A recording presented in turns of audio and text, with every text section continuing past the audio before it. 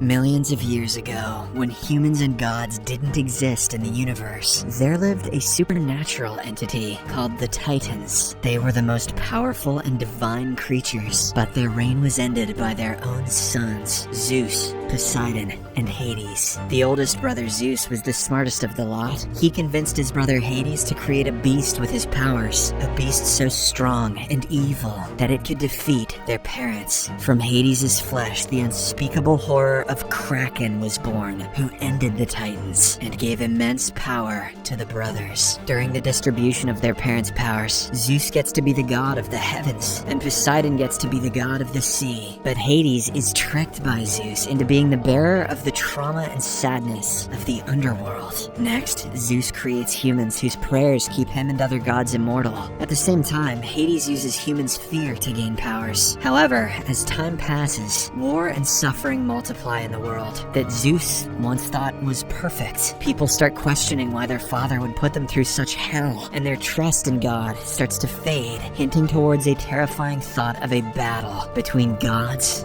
and the mortals. Alright, let's see what happens. The scene changes to a poor fishing man sailing through a dangerous sea storm.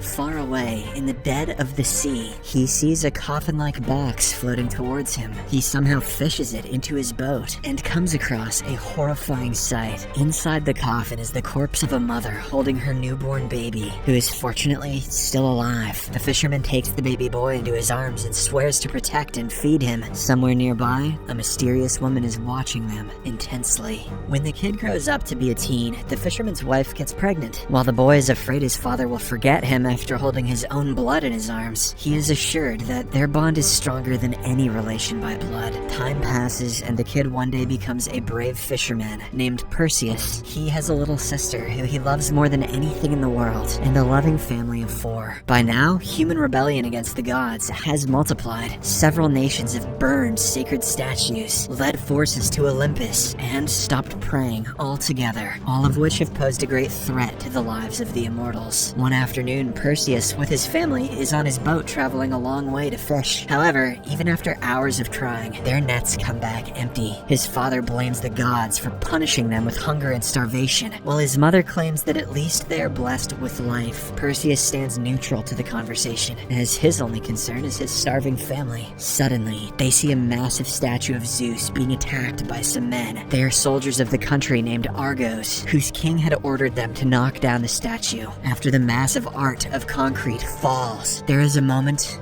of silence before something starts moving in the water. All of a sudden, bat-like humanoids soar up to the sky and kill the soldiers one after another. Perseus and his family watch in horror, too afraid to move and grab the birds' attention. When the killings stop, the birds merge into one and transform into Hades, the god of the Underworld himself, there to punish the foolish who dared to disrespect his brother. Hades' eyes land upon the boat Perseus is in. He pushes it with a slight force, sending the entire family into the sea. Perseus tries his best to get his loved ones out, but in the end, he is the only survivor. In the following scene, a rescue team from Argos arrives and brings Perseus to the palace. Although he was the only surviving one from the fight, the king sees it as a victory and orders his men to celebrate. The queen, going along with her husband, calls herself the god and insults Zeus with her harsh judgment. Before she knows it, the terrifying Hades appears in front of them and sucks the beauty and youth out of her. Perseus tries foolishly to attack him, angered about his family's death, but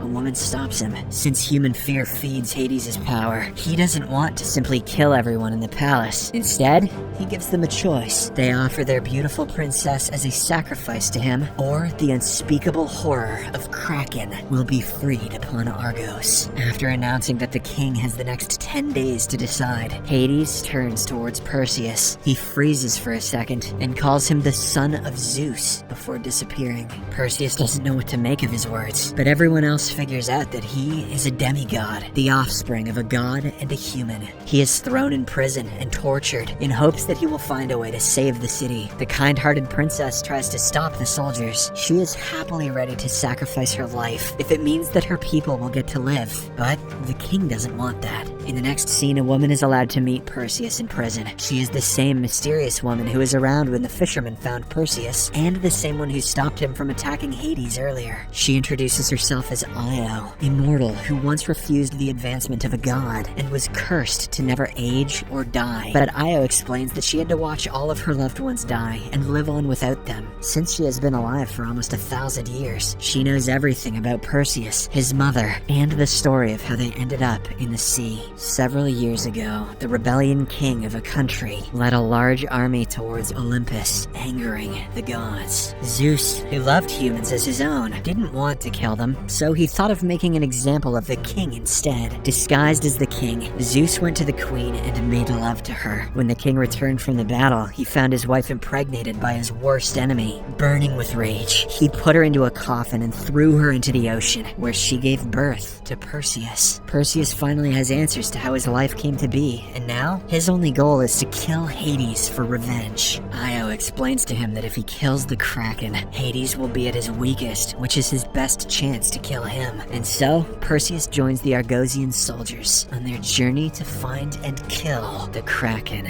Time passes quickly, and on the 4th day of their journey, the chief in command asks Perseus if he knows how to use a sword. He is given a little demonstration before being attacked out of the blue. Perseus falls at first, but quickly catches up and surprises everyone. Given his natural-born talent in sword fighting, he is told that he indeed has the flesh of a god. Then we are introduced to Perseus' stepfather, the king, who is now living as a peasant in a dark cave. Hades approaches the man and reveals that he is working in Zeus's favor to gain his trust and strike him at his lowest. Since the former king also wants Zeus dead, he is ready to do anything to make Hades happy. Hence, the god of the underworld turns him into a demon and sends him to kill Perseus. Somewhere else, as the soldiers take shelter for the day, Perseus wanders off into the jungle and finds a sword and a bunch of flying horses. They were sent to him by his father Zeus, who wants his son to have a fair chance at winning. However, Perseus refuses both the sword and the pure black horse sent for him. Suddenly, he hears a soldier cry for help and discovers the demon sent by Hades is here to kill everyone. He leaps at Perseus with a deadly strike, but the hero is fast to defend himself. The soldiers join him and overpower the demon, cutting off his left hand and urging him to flee. They quickly follow him, but have to split into 2 groups to look for him. The demon disappears, but instead, the soldiers are attacked by a giant scorpion living under the sand. A fierce battle ensues, ending the lives of many soldiers one after another. At one point, Perseus is almost stung, but is saved at the right time by Io. Just when the scorpion dies, and they think that they have won, they are surrounded by many more, even bigger scorpions. The soldiers get ready to fight again, and are surprised when the giant creatures stop in their tracks. One of them points towards a figure standing nearby, who happens to be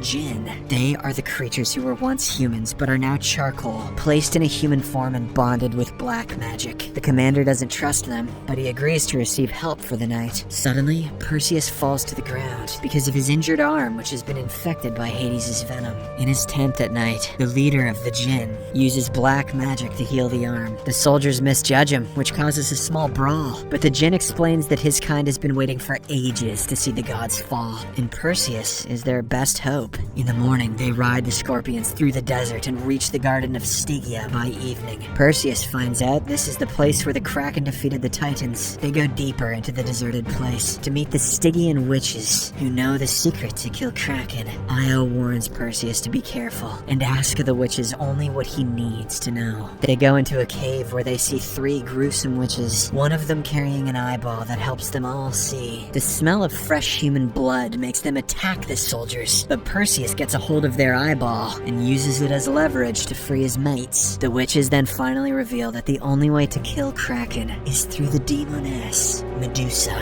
Long ago, the god of the sea Poseidon liked a beautiful Medusa and took advantage of her. She prayed to the goddess Athena for help, but instead, the goddess was repulsed by her. Hence, Medusa was cursed to never be seen by any living creature. Anyone who gets a look at her face will turn into stone, including Kraken. Not long after, the group sets off to the Underworld to look for the prison Medusa is in. On their way, Perseus runs into his father Zeus, who offers him to come to heaven and live a happy life. Perseus refuses the offer, but accepts a gold coin Zeus gives him as a parting gift. In the following scene, the group is in front of the sea that leads them to the Underworld. The djinn bribes the ferryman using Perseus's coin, and as a result, they are taken right to the Medusa's prison. Io has to stay outside, because only men are allowed inside the prison, but she warns them that no man has ever made it out. As the group enters the prison, they immediately hear a feminine chuckle. Perseus tells everyone to keep their eyes down and guard up. Suddenly, arrows begin flying their way, hitting the commander in his chest, and before they know it, they are being attacked by the demoness. Perseus almost falls into a pit of fire, but is able to save Jin and himself at the right time. As they are looking for the rest of the group, Medusa troubles two of the young soldiers. Both of them mistakenly take a glance at her face, which costs them their lives. Next, she catches Jin and tries turning him into stone, but because of his black magic, he is able to attack her one last time before dying. The commander takes this opportunity to stab her tail before he is also turned into stone. Finally, taking advantage of her weakened state, Perseus beheads her with his sword. An anxious Io sees Perseus come out with the bag of Medusa's head and is ecstatic, but